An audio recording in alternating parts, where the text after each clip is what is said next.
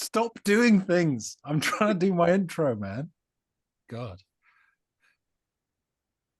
Hello and welcome back to the channel. Let me do it again. Come on. Get out of here. Stop doing things. It's so distracting. What about I can't do it while you're doing that.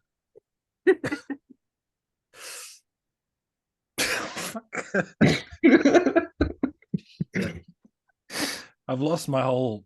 Okay. you got it? Are we live?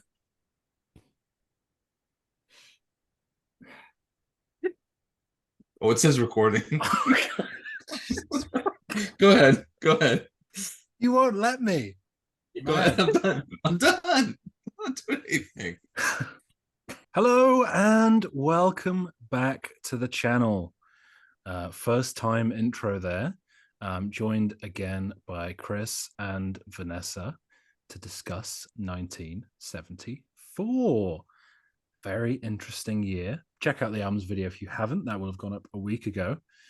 But for us, we recorded it finished recording it about 3 minutes ago. So that's kind of cool. Of course, if you've watched that video, you'll know that we all have differing opinions on the year. We have differing favorites, which should make the Song of the Year video very interesting because I'm expecting a lot of different picks. That said, we're also waiting for a Song of the Year trifecta, which is not coming this year. It's not happening. We're going to have to hope for 1975. Where there is hope. There is hope there, but we've been waiting for so long. Anyway, my list first, as is tradition on a every 3 episode basis. I have 5 honorable mentions. That isn't like the usual. It is. We usually do 5 honorable mentions if you're not new. I guess I'll just run through the rules again. We don't do this very often. 1 song per artist has to be on an album released this year. It can't be a single that was released this year that was on an album in another year. Songs from live albums are eligible. Not that I've done that this year or ever before, but I will do that at some point, as are non-album singles, etc. Anyway, my number 15 is, don't worry, Vanessa, she's getting a proper mention this time, Linda Ronstadt with When Will I Be Loved. What an absolute joy this song is. Absolutely love it. Been listening to it a lot this week. Number 14 is another new discovery, Falling in Love with Myself Again by Sparks. I'm making both my co-hosts very happy right now. Number 13 for me is, this one hurts, David Bowie with 1984. My number 3 album doesn't even have representation on the songs list. This is my favorite on the album. It always has been. So catchy, so underrated. What a gem. Number 12, this one also sucks. I'm in love with, well, no, the song is great, but it sucks not having it on the list. I'm in Love with a Girl by Big Star. Really, really great. Short, really short song, but really tender and beautiful. And Alex Chilton is one of my favorite singers of all time. So he could sing anything, and not anything, but most of his songs are really good. And this sucks as well to put this at only number 11. It's Space Child by UFO, which features one of my all-time favorite guitar solos, which takes up like 2/3 of the song. God, what an excellent track, but not good enough for top 10. Songs was really tough. There are so many great songs this year, as there are all the time in these sort of peak of music years, you know, if I want to get my boomer hat on. My number 10 is Burn by Deep Purple. That opening riff is totally infectious. Just an absolutely insane song. Top-notch vocal performance from David Coverdale, especially in that chorus, like the way he just sings that title and then, oh my God, so cool. The drum performance is absolutely nuts as well. Maybe the best sort of drum song of the year, like just insanely good. And in my opinion, one of the essential hard rock songs of all time. But only number 10. Number 9, Richard and Linda Thompson with I Want to See the Bright Lights Tonight, the title track. Could have gone with one of a few here. Again, all on side one. But When I Get to the Border and Calvary Cross are excellent as well. But this is the one I've known for the longest. It's actually the first ever sort of Richard Thompson related song that I heard. So it has that in its favor. Horn arrangement is fantastic and it's just so catchy. It's an instant sing along every time it comes on. And in line with this duo's music, it is upbeat, but with a sort of melancholic underbelly. This song sort of being the sense of it representing a celebration, but as a sort of desperate means of escape from day-to-day life. So yeah, great song. You'll be hearing a lot more Richard Thompson from me as the years go on. Number 8 is my Joni Mitchell pick. It is People's Parties. Maybe not the obvious pick from Court and Spark. I mean, Help Me and Free Men in Paris are amazing as well. But this song, since I re-listened to the album fairly recently, it's always astounded me how, for a song that's like, what, 2 minutes 15, there's just so much packed in here in terms of storytelling that really is a real demonstration of Mitchell's talent in that regard. Her sort of signature vocal delivery never sounds better than here, with each line taking this sort of unexpected melodic turn and weaving around this sort of web that she spins. It's just awesome. Such a great song. Number 7, you may have noticed me in the albums video shaking my head vehemently when Chris said the first 3 songs were the best songs in this album. My favorite song is track 4, Barry Town by Steely Dan, which is one of my favorite Steely Dan songs for sure. For some reason, the mental image I get when I listen to it is like a bird's eye view of a sort of bustling dockside and maybe some sort of shady criminal activity is going on down there. It's like I'm surprised this hasn't been used in like a Martin Scorsese movie or something. And it feels so familiar, but also quite unique at the same time, which is a credit to the song. The piano throughout is so dreamy and carries the song. And, you know, you obviously get Donald Fagen's snarly vocal delivery, which steals the show. Just, I think, an irresistible song that I'll never get tired of. Number 6, we have not mentioned this artist yet, though I suspect one of the two of you may. I don't know, maybe not. Elton John, not his best album this year, but Don't Let the Sun Go Down on Me is just a classic Elton John song. Like, I know some people are sick of the George Michael version, and you know, shout out Tavi. There are some crazy people out there who prefer the George Michael version, but you know, he's shown up for a lot for a guy who claims to not be his biggest fan, but his big songs are undeniable. And Carl Wilson showing up here for backing vocals is a treat. To hear those two together, it's such an epic ballad, and one of Elton's most lasting melodies in a career of lasting melodies. And it's also got that sort of classic Elton thing that everyone goes on about with Tiny Dancer, where it takes like 2 minutes to get to the chorus, but oh, it's so worth it. You know it, you love it, as one of the other people here would say. I don't know which one really. It's not like they say it all the time. My number 5, that's where we are, is my Supertramp pick. Crime of the Century is my pick. Always been my favorite on this album. Rick Davis provides, I think, the best vocal on the album. So dark and menacing. Actually, again, one of my favorite guitar solos ever. It's so short and understated, but it fits the song so well, and it like soars high. It's just really cool. And then the second half of the song, you get that sort of piano part isolated before it all builds up into this epic climax. It's just an awesome album closer, and I've always loved it. Even, you know, when my Supertramp fandom waned a little bit, I still loved it. And, you know, now that I'm a bit more into them again, I love it as well. Number 4, Harry Nilsson, baby, with Many Rivers to Cross. Hell yeah. I waxed lyrical about this song during the Nilsson video, but I will happily do it all over again. One of my favorite covers of all time. His voice is just absolutely destroyed on this album, if you didn't know. Of course, this is a very dark period in his career, but I guess he was having fun at the time. But sort of contextually, looking back, it's like, this was a bad time. And it adds this sort of like real ragged and unhinged quality to this recording in particular. Especially, I mentioned it in the Nilsson video, the part where he sings that I guess I'll have to try as his voice breaks. So good. The outro in particular is great as well. One of the most singular recordings of the year, I think, just because of the emotions it brings up and sort of how, like, it's so unlikely that it would be this good given the circumstances behind it. It's a cover made by a guy whose career is nosediving very quickly.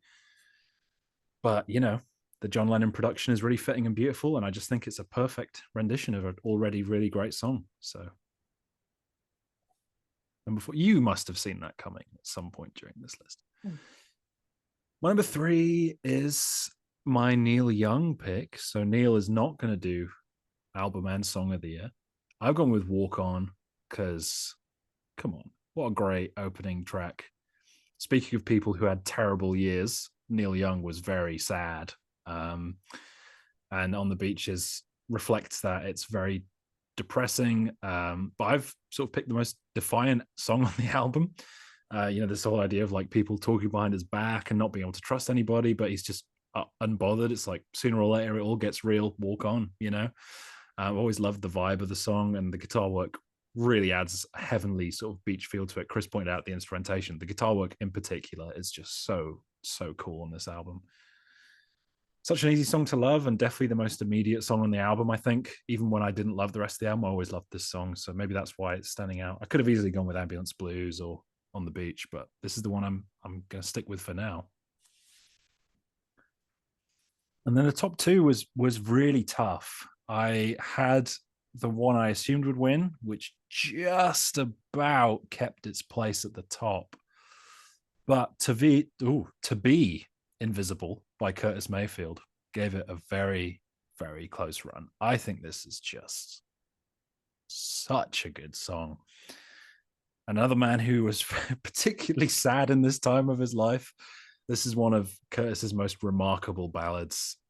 The lyrics on this thing are so good. In fact, they are so good. He plastered the lyrics to this song all over the front cover of this album. Like, it's just got the lyrics of this song written all over the front. It's pretty cool. The opening lines, to be invisible will be my claim to fame, a man with no name, that way I won't have to feel the pain. Got to be one of the most oof opening lines of all time. As expected, Curtis's vocal is beyond perfect with that falsetto that simply cannot be from this earth. Just too good. So introspective and self-analyzing. It's just a perfectly written song, which is definitely helped by precise and tasteful performances and such a warm production. I generally feel like that if these lyrics were turned into a folk song by, Neil Young, Bob Dylan, whoever, they would be worshipped at the altar. But it's because it's like a soul, maybe slightly cheesy, if you want to say that. I don't think it's cheesy, but like a soul ballad, I think that it kind of gets overlooked. And I don't think it should. I think it is an incredible song. Please, everybody, check it out. But my number one, I sort of said to Vanessa before we recorded that no one would expect this. My number one is Carpet Crawlers by Genesis. So, yeah, this was my second favorite Genesis song. And my top two Genesis songs were both like, Genesis aren't my favorite band in the world, but the best stuff they did, like, touches me like no other music. And I just think the song is absolutely magical. The keys from Tony Banks that set the groundwork for the song are just so sort of mystical and twinkly, which is it's cool. It has this like fantastical element that contrasts well with a sort of dingy urban vibe of the rest of the album. Peter Gabriel's vocals are so versatile on this song. They're so soft and delicate until he has the opportunity to sort of roar out as the song builds and builds. Feels sort of guttural when he sort of lets out that real sort of shouting vocal. And, similarly to how I talked about Close to the Edge's lyrical contrast, you have all this flowery imagery and stuff. And then the main hook of the song is, we got to get in to get out. It's like, yeah, that's like, put it simply. The song is over 5 minutes, but it doesn't feel any longer than 3. And it always sucks when the fade out comes because I wish it would go on forever. I don't think The Lamb Lies Down on Broadway is anywhere near perfect. I think it's pretty strong. I think it's pretty great, but there's definitely some moments where I'm not as invested. But when moments like this come on, it makes me think that it is perfect, just for one song even. So, Carpet Crawlers is my favorite song of 1974. All right. No, I didn't see that coming. I thought for sure it would be Neil Young. Some cut, but way to surprise us. I think immediately trifecta is out the door. Um, sorry. We do share one, but I think it was in your honorable mentions. So it's just kind of an honorable match. We share some artist picks, of course, some album picks, but anyway, let's get into it. Honorable mentions. Yeah, these are kind of wacky, so just bear with me. Number 15, I'm going Nanook Rubs It by Frank Zappa. Um, yeah, this is a weird one, and I'm better for having heard it. It's so lyrically, it's a continuation of the Yellow Snow song, where the Inuit Nanook blinds a seal trapper because it's his favorite seal. He blinds him with the aforementioned dirty snow. Frank Zappa, you know, very chaotic, and sometimes it hits, and this one hits. So check it out. Check out Apostrophe. It's really fun. Okay. Number 14, I'm going with They Say I'm Different by Betty Davis. Ooh, this is an insanely funky track. This grand message, and the way she enunciates, they say I'm different because I'm a piece of sugar cane. So good. So good. That was a fun record. Um, Number 13, you're not going to believe me, but it's Cucumber Slumber by The Weather Report. I know, but Mysterious Traveler, very, very cool record. Uh, Alfonso Johnson on the bass, guys off the map, incredible journey. Some people have a lot to say about the drums in the mix of this record, but I don't really mind them kind of being in the back. It kind of brings some other things forward. It just takes me there. This is not going to be for everybody. I understand that. Number 12, I'm going with Working Man by Rush. Yeah. Um, I'm surprised and happy this hasn't been adopted by some RNC faux blue collar people, but if it has, I'm not aware. Timeless riff, so simple, hits you right in the chest. Screeching solo, great taste of what's to come. It's a classic. Don't worry about it. It's just Working Man. And my final that didn't quite make it is No Woman, No Cry by Bob Marley and the Wailers. Yeah, I always loved this one.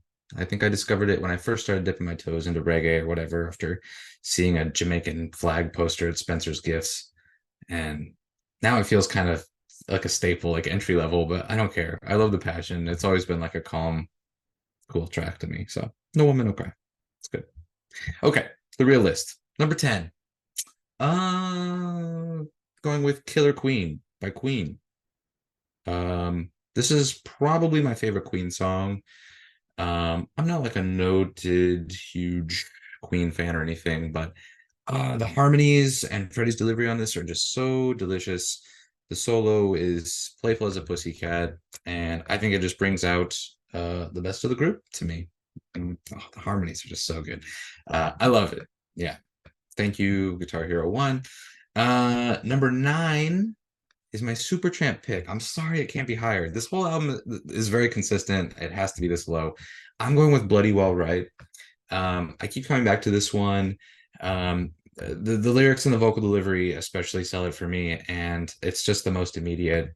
This record was so good. I could have picked like 4 or 5 different songs, and I don't think I could have been wrong. But thank you, Supertramp, for making a great record. Bloody Well Right is my pick. Number 8, I'm going with Any Major Dude Will Tell You. I will stick to the front 3. Thank you. I have nothing against the rest of this record. I did not mean to insinuate it is overly front loaded by any means. I mean, I picked it in my top 5. I think it's a great record. This song in particular makes me just want to catch a breezy. It's a total vibe. It's jazzy, it's rocky. You love it, you know it. Any major dude, worth a damn, will tell you this song rocks. And thank you, Steely Dan, for Pretzel Logic. Great record. My number 7 is Elton John, but I'm going with The Bitch Is Back. Yeah, yeah, I get high in the evening sniffing pots of glue. Okay. This is just too much fun.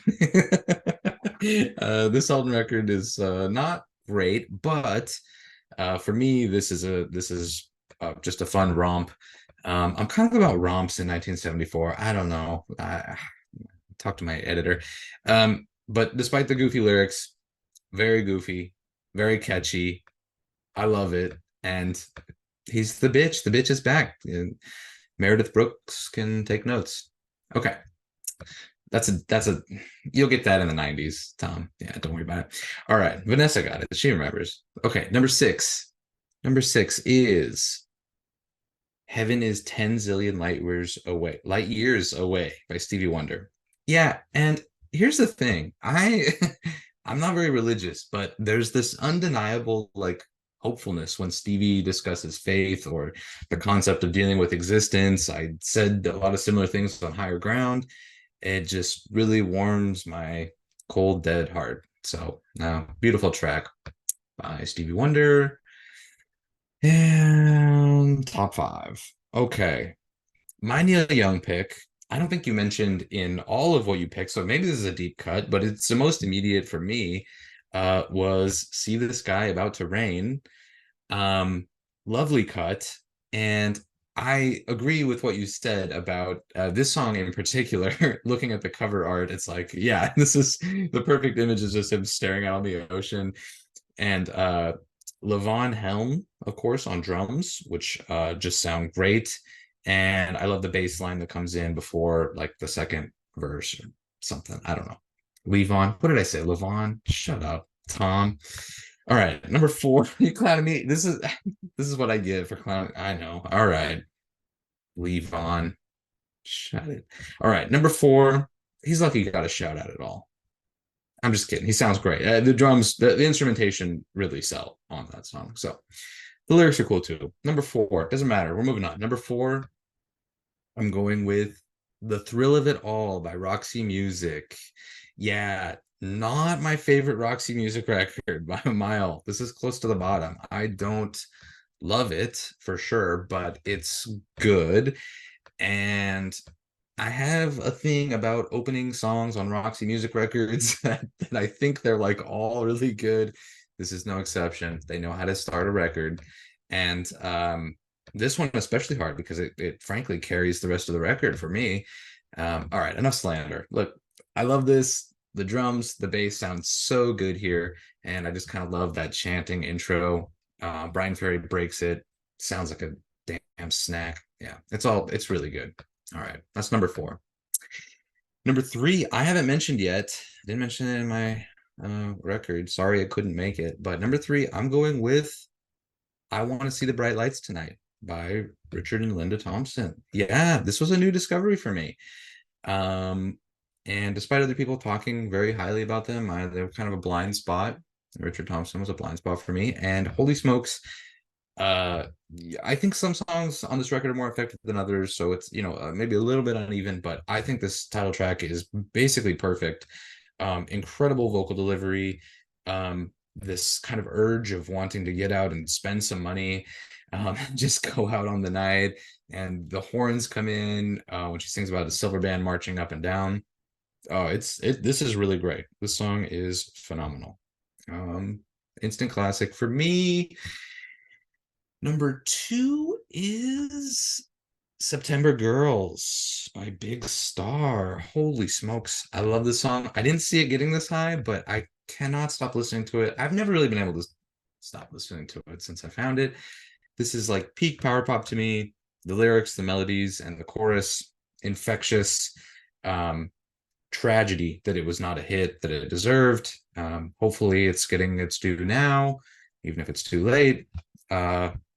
This is like a perfect pop song as far as I'm concerned. So December Boys got it bad, but you know what? It's not December. All right, boys, let's go. Number 1, I'm just kidding. I'm not I'm not that misogynistic. All right, number one, I'm going with This Town Ain't Big Enough for the Both of Us. Of course. Yeah, I know. It's a little on the nose, but it's so much fun. You got the cheesy Hollywood gunshot sound, the cliche Western line, interloping with these chaotic lines about falling in love. There's like the one verse about going to a cafe to meet her every day except Sunday, but now there's 20 hungry cannibals who need their protein just like you do. I mean, it doesn't make sense, and that's part of the charm. Um, Again, the vocal delivery here is probably uh, it's probably not for everyone. It's probably a little, contentious. You probably like it or you don't. But I don't think it's suited for everyone, and I understand that. But I think for this style of bombastic glam, it's just perfect. And I I just have so much fun every time this song comes on. So it's my favorite from that album and from 1974. Sparks winning. Very cool list. We did actually have a match because I Want to See the Bright Lights Tonight was my number 9. So Oh, okay. I thought it was on your. Okay, sorry. I get but lost in the song. Vanessa's not going to have it, so I'm not. My hopes aren't even up. Like I know Oh, it's not no, happening. she might. That's a great song, right? Please.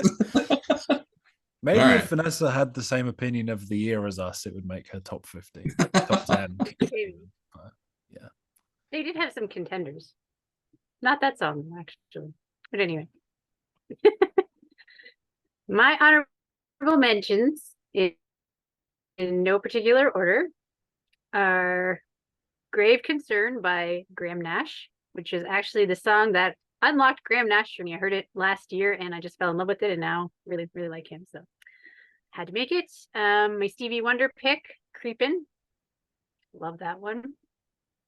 I actually have Sparks here, but a different song. I have Never Turn Your Back on Mother Earth, which I actually knew for years is a Nico Case song. I didn't even know it was a Sparks song. And when I heard the album, I was like, whoa, I know this song.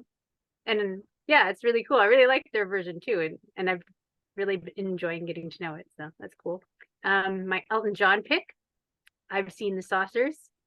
And I like Caribou a lot. It just missed my list. So I do not agree that it is that. But I know that that's generally what people think. And my last one is my Roxy Music pick, but I'm going Out of the Blue, which is my favorite song off that album. Really love that one. So my list proper, some unexpected picks, I think, but we'll see. Number 10 is going to be Doctor Doctor by UFO. So the past few years, I've really grown to appreciate UFO a lot, and this song is no exception. I really love Phil Mogg as a vocalist, and of course, this album is Michael Schenker's first with the band, and his guitar playing is always a highlight in this era. But what makes this song stand out is that it's just a really great hard rock song, and sometimes that's all you need. Like I don't have a huge spiel, but it's just a great catchy song that I like listening to. So number 10. Number 9 is The Last Ride by Todd Rundgren. There's truly an embarrassment of riches on this album as far as great songs go. But this is the one that I haven't been able to get out of my head all week. And I love a good Todd ballad, and this one does not disappoint. I love his vocal performance here, and the song just rips at your heartstrings. And there's a cool sax solo too. So what more could you want? Number 9. Number 8 is Late for the Sky by Jackson Browne. This is an album that's fairly new to me, as I said in the album's video, but I've absolutely fallen in love with. And I feel like I have known these songs forever. It's just one of those albums that you hear for the first time that you feel like you've always known. And this song, it really feels that way. And I love Jackson's voice, and every time the chorus kicks in, the melody is just so satisfying. And of course, as I mentioned in the album's video as well, David Lindley's guitar parts enhance everything. Never overtaking, but always there adding a little extra to the song. And his tone is just perfect. Guitar tone. Great. Now number 7 is Strutter by Kiss, which I love. Has always been my favorite Kiss song. It is much like the UFO song. It's just a banger. Like it's just awesome song, super catchy, and with just the right amount of swagger and excitement. It's a song I can never get sick of, no matter how many times I play it. And sometimes that's all you need. Had to make the list. Number 6, totally different direction, with Hearts on Fire by Graham Parsons. Graham and Emmy Lou work together impeccably here. And this song is perfectly heartbreaking and full of yearning. Some great pedal steel from Al Perkins, as always. And the vibes add a really cool effect through this song as well. I also found it funny to note that I seem to gravitate toward their songs that use fire metaphors. So my pick from them in '73 was also a fire metaphor, that we'll sweep out the ashes in the morning. So it's just kind of funny. Number 5 is someone none of us have mentioned yet, and that is Chelsea Hotel No. 2 by Leonard Cohen. This has always been among some of my favorite Leonard Cohen songs. It's quiet and somewhat nostalgic, and initially it seems like the main focus is on the lyrics, which are about an encounter Cohen had with Janis Joplin. But for me, the main draw of the song has always been the achingly beautiful melody that has always made me love it and gives it a sense of intrigue. And I also think that the ending is really well done, where he finishes with "That's all, I don't think of you that often," and then the song just ends just right there. So it's just perfect. Number 4 is Faithless Love by Linda Ronstadt. Probably more than half of this album is my favorite song on the album, but I tend to settle on this one. I think her vocals are perfect here, as they are most of the time. But one thing about this song in particular that I love is the banjo that is the main focus of the song. And also the part where the harmony kicks in with J.D. Souther, who actually also wrote the song. I'm pretty well always compelled to sing along whenever I hear it, despite myself. So I find that the sign of a great song. I had my headphones on earlier, writing my notes, and I started singing. My son goes, "Are you singing?" So you know it's going to make the list when that happens. Number 3 is a match with Chris, and that is September Girls by Big Star. What's Going On came really close to overtaking this for my Big Star pick, but I ultimately can't deny the song that started it all, which is my love for Big Star and probably for power pop in general. I first heard this song as a kid, but done by the Bangles, and it always stuck with me and made me want to seek out the original. It's just a perfect jangly pop song, catchy and with lead and harmony vocals that are perfect amount of pretty without going overboard. Just a classic. So that's number 3. And number 2 is I Will Always Love You by Dolly Parton, which I just was on a soapbox about this song today, but the definitive version of this song, as far as I'm concerned. I think there's the perfect level of fondness and sadness conveyed here for leaving behind a person you've loved and had good times with, but also a steadfastness in moving forward. She manages to convey all this in less than 3 minutes and write a classic song in the process. I love Dolly, and this song is one of the many reasons why. But number 1 is Gene Clark, of course, with Strength of Strings. I know. Much like Heart Like a Wheel, I could draft an argument about why any song on No Other is my favorite of the year. But this is where I seem to land more often than not. The build on this song right from the beginning is so satisfying, giving you just enough suspense when the full band kicks in, it just hits. Everything about this song is so epic and beautiful. And I especially love that push and pull effect throughout the song where the music builds and recedes. Gene's vocals are great here, and how he works together with the backing vocals that seem to build in strength as the song goes on is just awesome. So, that is a great song. That is a great song. Yeah. I think my favorite is probably From a Silver File from that album.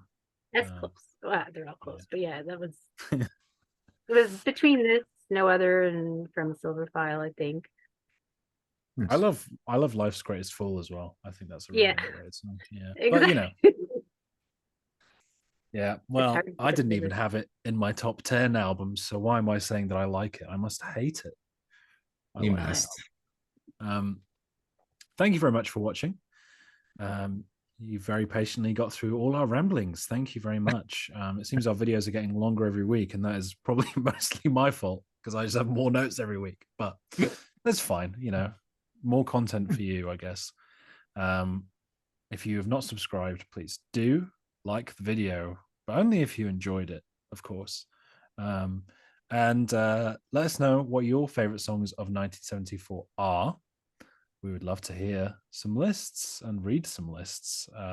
Just reading, I think. I don't think there's text to audio or what. I don't know what I'm saying. Anyway, that is the smoothest outro you could ever wish for.